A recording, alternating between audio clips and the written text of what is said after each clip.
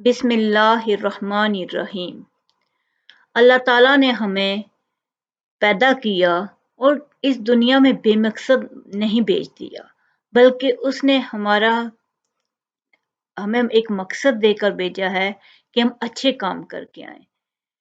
کیونکہ کوئی بھی انسان جب بھی کوئی کام کرتا ہے اس کا ایک نتیجہ ضرور ہوتا ہے جو اسی کو دیکھنا پڑتا ہے۔ اگر ہم اچھے کام کریں گے، خیر کے کام کریں گے، دوسروں کی بھلائی کے کام کریں گے تو وہ خیر ہمیں بھی ملے گا اور دوسروں کو بھی اس سے فائدہ ہوگا۔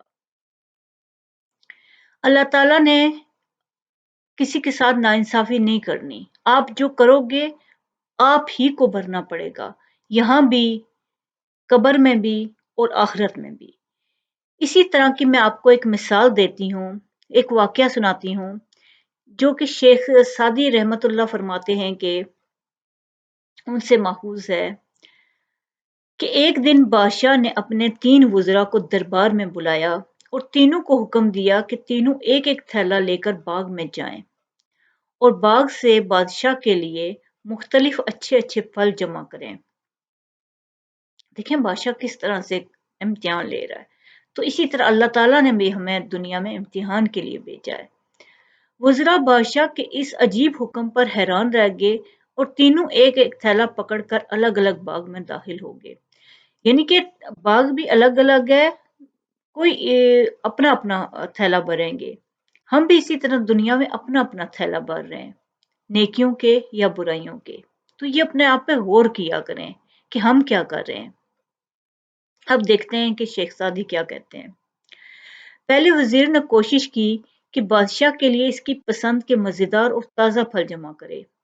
اس نے بہت محنت کے بعد بہترین اور تازہ پھلوں سے تھیلا بھر لیا۔ دیکھیں یہ ہوتا ہے خلوص، کہ آپ یہ کوشش کر رہے ہو کہ ہم دوسرے کو بھی فائدہ ہو جائے، اس کو خلوص کہتے ہیں کہ آپ بھی زندگی میں جو کام کرو اس کے لیے اس کو اس بہترین کاوش کے ساتھ کرو کہ دوسروں کو اس سے فائدہ ہو، اور آپ کی جو محنت اور بہترین کارکردگی ہے اس کا فائدہ صرف دوسروں کو نہیں ہوگا، آپ ہی کو ہوگا، جیسا کہ کہانی میں آگے چل رہے ہیں۔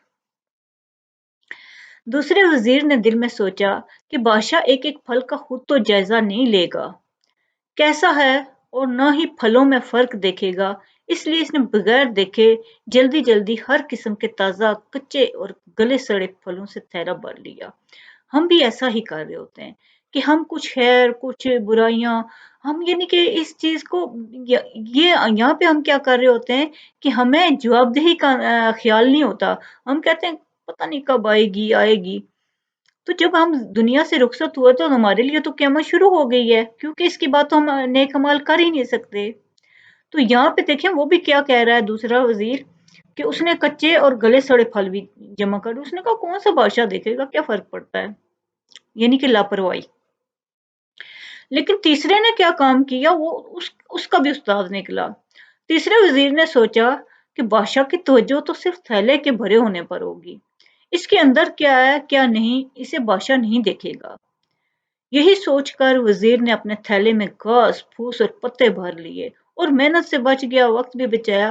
اب یہ اس کی خام خیالی تھی کہ میں محنت سے بچ گیا ہوں اور وقت بھی میں نے بچا لیا، حالانکہ وقت کہاں بچا ہے، وقت تو اس کا بچے گا جس نے محنت سے اخلاص سے کام کیا ہے۔ یہاں پہ ہمارے بھی بعض اوقات ایسے اعمال ہوتے ہیں، نمازیں بھی ہم نے الٹی سیدھی پڑھ لیں،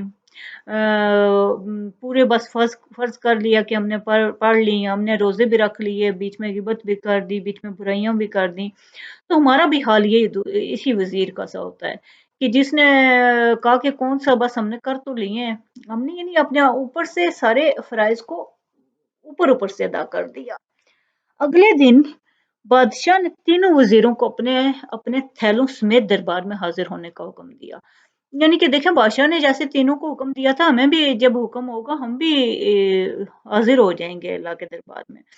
جب تینوں بادشاہ کے دربار میں حاضر ہوئے تو بادشاہ نے تھیلوں کی طرف دیکھا بھی نہیں اور حکم دیا کہ ان کو ان کے تھیلوں سمیت 1 ماہ کے لیے دور دراز جیل میں قید کر دیا جائے۔ اب اس دور دراز جیل میں تینوں کے پاس کھانے پینے کے لیے کچھ بھی نہیں تھا سوائے اس تھیلوں کے جو انہوں نے خود بھرے تھے۔ اب دیکھیں तीनों के पास अपने अपने थैले हैं, जिस तरह हमारे पास कब्र में अपने अपने अमाल होंगे। अच्छे हैं तो हम खुद फेस करेंगे और बुरे हैं तो हमें ही फेस करना पड़ेगा, जैसा कि वजीरों ने किया। अब हम वजीर देखते हैं कि वजीरों ने कैसे फेस किया। पहला वजीर जिसने अच्छे अच्छे फल चुनकर जमा किए थे इखलास के साथ, वो मजे से अपने इन्हीं फलों पर गुजारा करता रहा, यहाँ तक कि एक माह बआसानी गुजर गया। यानी कि ये तो मजे में रहा ना, क्योंकि इसने इखलास से बादशाह के लिए जमा किए थे, कि ये तो उसके लिए थे लेकिन फायदा इसको खुद हो रहा है। इसी तरह हमारे अमाल जो हम दूसरों के लिए इखलास से करते हैं कि उनको फायदा हो जाए, फायदा हमें हो रहा होता है। अल्लाह ताला हमें फायदा खुद हमारे हमें फायदा अपने अमाल का खुद मिलेगा इंशाल्लाह। दूसरा वजीर जिसने बगैर देखे ताजा और खराब फल जब दिए थे, इसके लिए बड़ी मुश्किल पेश आई। देखिए उसने तो फिर भी कुछ ना कुछ जमा तो किया था, ताजा और बुरे दोनों। मुश्किल पेश आई। कुछ दिन तो उसने ताजा फल खा लिए, फिर कुछ दिन कच्चे और गले सड़े जो कि उसने खुद ही जमा किए थे उसे खाने पड़े, जिससे वो बहुत बीमार हो गया। इससे बहुत तकलीफ उठानी पड़ी।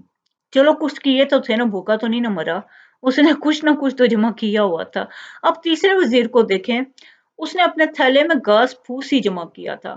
कुछ दिन ही बाद वो भूख और प्यास से मर गया, क्योंकि इसके पास तो कुछ था ही नहीं।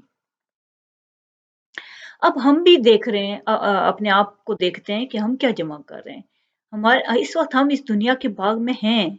हमारे पास पूरी चॉइस है कि हम चाहे नेक अमाल जमा कर लें या चाहे तो खराब अमाल जमा कर लें। जब भी अल्लाह ताला का हुक्म सादिर होगा, तो हम भी तो कब्र की जेल में चले जाएंगे। और जहाँ हम अकेले होंगे, हमारे पास सिर्फ अपने अमाल की थैली होगी, तो हमने क्या जमा किया वही हमारे काम आएगा। तो हम क्यों ना ऐसा करें कि इस ज़िंदगी से फ़ायदा उठाकर अपने लिए नेक अमाल किए ऐसे जमा कर लें जो हमारी कब्र और आखिरत दोनों को रोशन करें, और आखिरत में हमें जन्नतुल फिरदौस में अल्लाह आला मुकाम अता फरमाए। मेरी दुआ है कि अल्लाह आप लोगों की ज़िंदगी को बेहतरीन तरीके से गुजारने की तौफीक दे, आपको बहुत खुशियाँ दे।